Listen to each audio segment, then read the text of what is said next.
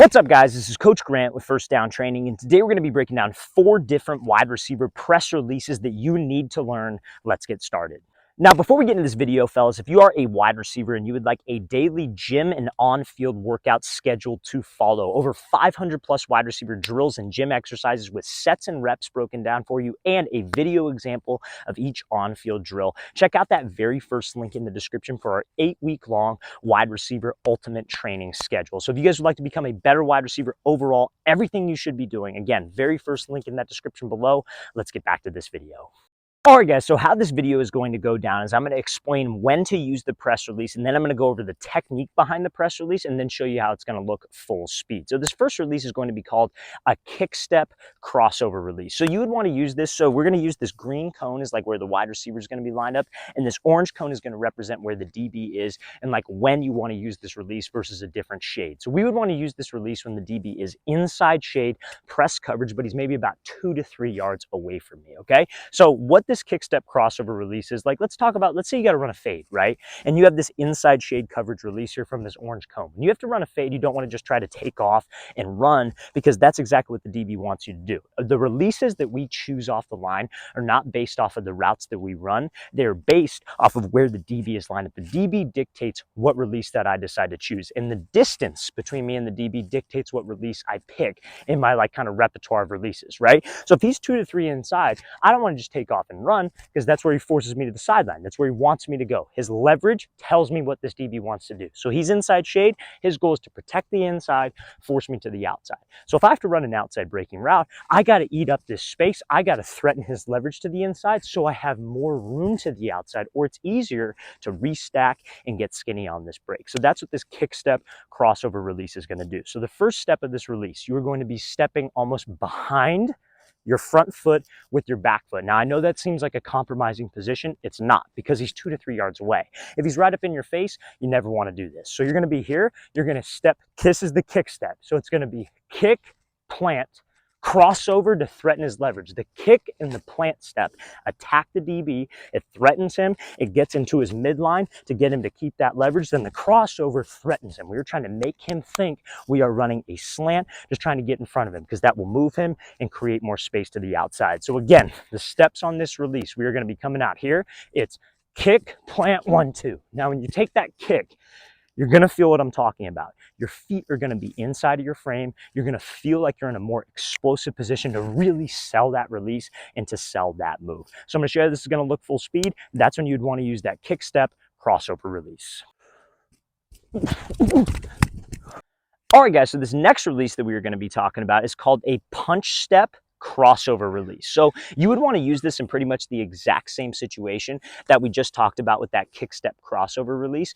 This is pretty much if you don't like the Kickstep and it feels maybe a little uncomfortable to you, this is a release that you can absolutely use. So again, we want to use this when the DB's inside shade, 2 to 3 yards off. You could also use this if the DB is maybe 5 yards away, inside shade, and let's say maybe it's like on the goal line, right? He wants to sit right there, but the concept is the same. He's inside shade. Our goal is to attack his leverage and close the distance with him, right? Because like if you're off the line and let's say he's inside shade, let's go back to that kick step crossover release. Let's say you kick step, but you do this crossover and there's all this gap between you. Yeah, we can maybe get the DB to jump, but there's still space. You still got to get upfield, and he could cut off that angle because we didn't eat up the space between us and the DB. So that kick step and this punch step is how you can do that. And I think the punch step is honestly easier to close the space with the DB. So first step of this release is going to be with your right foot again, but instead of stepping behind, obviously, you're going to punch. It's not a big step. It is a quick, sudden step that you're shooting into the grass. You're going to punch with the right foot, and you are pushing off of it. You punch, push, and you're going to reach with the left. Then when you get your feet under your frame, you're going to hit a crossover and then go. So it builds off of the last release. So again, we're here, punch, reach, 1, 2, then we're up. So it's a punch step crossover release to attack an inside shade DB who's about 2 to 3 yards off. I'm going to show you how this is going to look full speed. All right, guys, so this next release we're going to be going over is something called a slide crossover release. Now, this is a release that you would want to use when you have a DB who's lined up inside shade press coverage. He could either be right up on the line of scrimmage, maybe giving us a half a yard, but not when he is off. This is like when he's pressed up right on the line. So everybody's probably thinking that this route or this release is going to be for a slant route. It is not for a slant route. It is going to be for a fade route. So the crossover is going to kind of go the opposite way. It's going to be an outside in crossover, and I'm going to explain why we want to use this. So DB's lined up right here, inside shade press. So DBs are taught when they're inside shade press to protect what?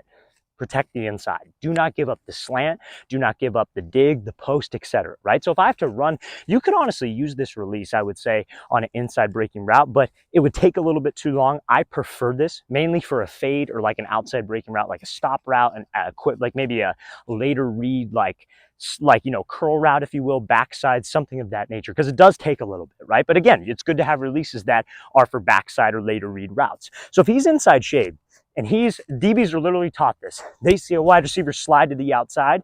They're taught to sit inside. Expect that when a wide receiver slides and tries to attack the DB's outside shoulder and hip, that he's trying to get him to open up so he could slip back underneath. So as a receiver, we could use that to our advantage. We could use it both ways as well. So let's say you come off the ball, you slide here to the outside, DB's plays inside. Now you threaten the slant, we get him to move, and that opens us up back outside for the fade. But we have to make sure that it looks the same. What do I mean by that? I mean that we need to make sure that we attack the exact same way that we would if we were going to try to slide. Because if you got a DB who's inside shade, and let's say we're running a slant, when you do this slide, you don't want to go flat. Because if the DB jumps and you give a move, he could still recover. We're not threatening vertically, right? So you want to make sure that we attack on a 45 with my slide, hold him there, give him a move, and then go. Now, some of you might be asking, well, coach, what if I do the slide and he doesn't sit there and he jumps? You would take what he gives you. So this is why I only like it on a fade route, not a mandatory outside release fade. But let's say you come off here, you slide and he jumps. And what is he giving you now? The inside. So just put the brakes on and then go. That's the great part about this slide release. But you have to attack vertical to make him make a decision. Make the decision of sitting or committing to the fade. Now, technique-wise on this. So what you're going to do is, I personally like doing the slide release off of a jab step. Some people like the kick step with the back foot where they kick and slide. It's up to you. Neither of those is wrong. But you come off here. Let's say I jab with the front foot, slide, right, left, and then I'm off. So I'm going to show you how this is going to look full speed, but that is the situation of that slide, outside, crossover release. All right, guys, so this next release we're going to be talking about is something called a split crossover release. Now, you could use this release when the DB is inside shade, outside shade, or sometimes even in head-up coverage, but we're going to talk about this like he is inside shade, but I'm going to explain when you can use it when he's outside shade, okay? So now, let's say, for example, I come up to the line of scrimmage, orange cone represents the DB, he's inside shade, right? So what a split release is, I'm sure you guys have all seen it, it's where wide receivers will split their feet like so, come to balance, your front foot goes out, and your back foot comes up. You're coming to a balanced position. Usually we use this split release when we have a DB who's head up in front of my face. We use it to get a read on him, right? So he's head up, I do this split, and now since I'm in a balanced spot, if the DB shades outside, I just take the inside because I'm balanced. He shades inside, I could take outside. Maybe I do this split, he starts to inch back, I could close the space with him and then go. But it comes to that position of balance to gather info and read the DB. So let's say we like that release. We've used it a couple times. Now we see pre-snap, DB's lined up inside shade. So what we can do is the split into a crossover. So he's here inside shade, set, go. We split, right, left, and then we're out. So the split kind of freezes him. The crossover threatens him inside so we can leave him to the outside. So again, I like this against inside shade press. I'm going to show you how this release is going to look full speed. All right, guys, I really want to thank you for watching. I really appreciate it. If you have any questions at all, don't hesitate to leave those in the comment section below. We always appreciate the feedback. It's always great to hear from you guys. And again, fellas, if you would like a full 8-week daily wide receiver gym and on-field workout schedule, all the drills and gym exercises wide receivers need to be doing, check out that very first link in the description below. We'd love to get you on that, fellas. I'll see you guys next time.